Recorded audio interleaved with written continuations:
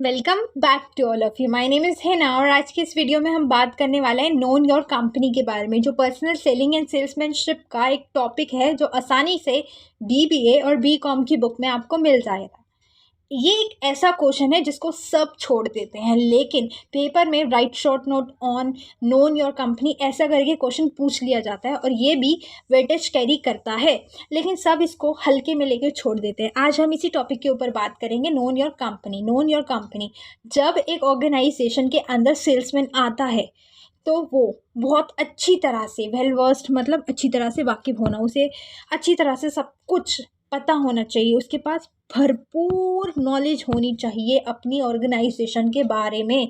वो किस ऑर्गेनाइजेशन में आया है, कैसे उसे काम करना है, उस ऑर्गेनाइजेशन की क्या हिस्ट्री थी, हिस्ट्री उसने पास्ट में क्या काम किए, कितने इवेंट्स किए, कब शुरू हुई, कहाँ कहाँ शुरू हुई, कहाँ ब्रांचेस हैं, ये सारी चीज़ें एक सेल्समैन को अपनी कंपनी के बारे में बहुत अच्छे तरह से पता होना चाहिए। कंपनी के क्या ऑब्जेक्टिव्स रहे, उसने कौन कौन सी जगह पर किस किस के लिए काम किया है, उसके क्या ऑब्जेक्टिव है, उसने सोसाइटी को कितना दिया है, उसकी सेलिंग पॉलिसीज़ क्या क्या रही, ऐसे कौन कौन सा एरिया था जहाँ उसके ऑपरेशंस किए गए, कंपनी कैसे प्रोडक्ट को मैन्युफैक्चर करती है, कैसे सेल्स वॉल्यूम बढ़ती है, सेल्स वॉल्यूम क्या है कंपनी की, कितनी कितनी साल पे कितनी कितनी सेल्स वॉल्यूम रही। नोन योर कंपनी, एक सेल्समैन को अपनी कंपनी के बारे में सब कुछ बहुत अच्छी तरह से पता होना चाहिए।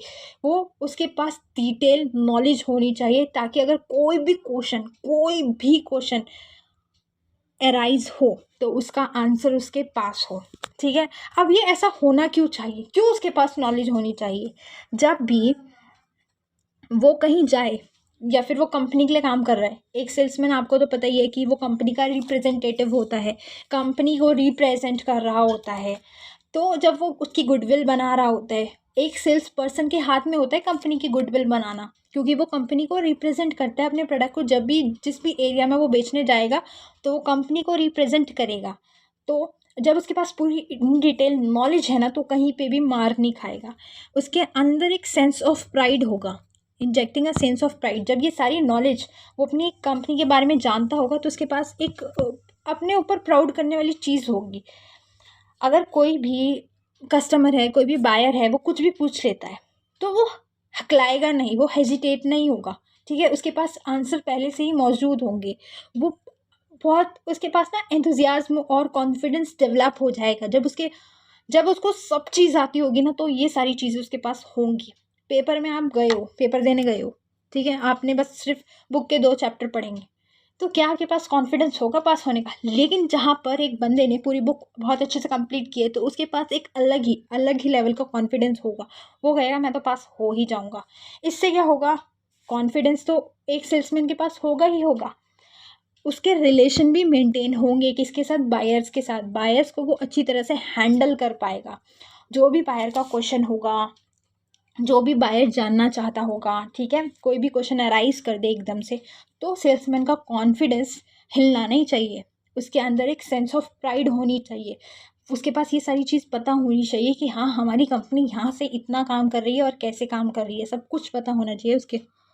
Able to perform his job as per the policy, जब उसको सारी नॉलेज होगी तो वो अपने काम को पॉलिसीज़ के अकॉर्डिंग कर पाएगा। ऐसे नहीं कि पॉलिसीज़ के बाहर, मतलब जो भी उसको अथॉरिटी मिली है, जो भी पावर मिली है ऑर्गेनाइजेशन से, तो वो उस अथॉरिटी के अंदर रहकर ही काम करेगा, पॉलिसीज़ में ही काम करेगा, सारी रूल्स रेगुलेशन को बहुत अच्छे से फॉलो करेगा और उससे एक भी मिस्टेक नहीं होगी। वो एक भी मिस्टेक कमिट नहीं करेगा, क्योंकि उसको ऑर्गेनाइजेशन के बारे में पहले से ही बहुत कुछ मालूम है और वो गुडविल को मेंटेन कर पाएगा बहुत अच्छी तरीके से।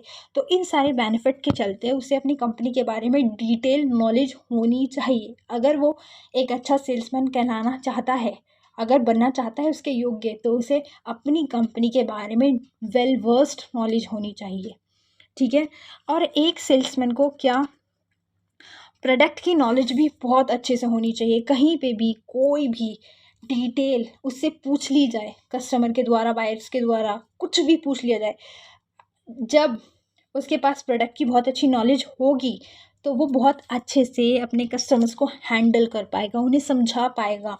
कि इसमें ये फ़ीचर हैं, आप लोगे तो ये इसकी यूज़फुलनेस है, ये उसका बेनिफिट दे सकता है प्रोडक्ट। ये सारी बातें वो बहुत अच्छे से बता पाएगा अगर वो प्रोडक्ट के साथ, कंपनी के साथ अच्छी नॉलेज रखता होगा, तो उसका कॉन्फिडेंस कभी भी नहीं हिलेगा। उसे पहले से ही मालूम होंगे क्या प्राइस है, क्या फ़ीचर्स है, हमारे कंपनी में कितना रॉ मटेरियल यूज़्ड होता है, कितनी मैन्युफैक्चरिंग की जो सारी डिटेल उसके पास होगी, तो बस मज़ा ही आ जाएगा। तो ये एक ऐसा पॉइंट है जिसमें शॉर्ट नोट में क्वेश्चन आता है और आप लिख सकते हो। इसमें सिर्फ इतना लिखना है कि एक सेल्समैन के पास कंपनी की नॉलेज तो होनी ही होनी चाहिए, प्रोडक्ट की भी डिटेल नॉलेज अच्छे से होनी चाहिए, ताकि वो अपने कस्टमर्स को हैंडल कर पाए, उनसे लॉन्ग टर्म बेनिफिट उठा पाए, गुडविल क्रिएट कर पाए और रिलेशनशिप रिलायबल, बिल्कुल लॉयल वाले रिलेशन क्रिएट कर पाए अपने कस्टमर्स के साथ। इसलिए उसको अपनी कंपनी के बारे में, अपनी ऑर्गेनाइजेशन के बारे में बहुत अच्छे से डिटेल नॉलेज होनी चाहिए, ताकि वो अपने काम में कभी भी मिस्टेक कमिट ना कर सके। तो ये था बस इतना सा टॉपिक। आई होप कि आपको समझ में आया हो, अच्छा लगा हो। अगर अच्छा लगा हो तो एक लाइक, सब्सक्राइब, शेयर जरूर करें। मिलते हैं नेक्स्ट वीडियो में। Till then bye bye.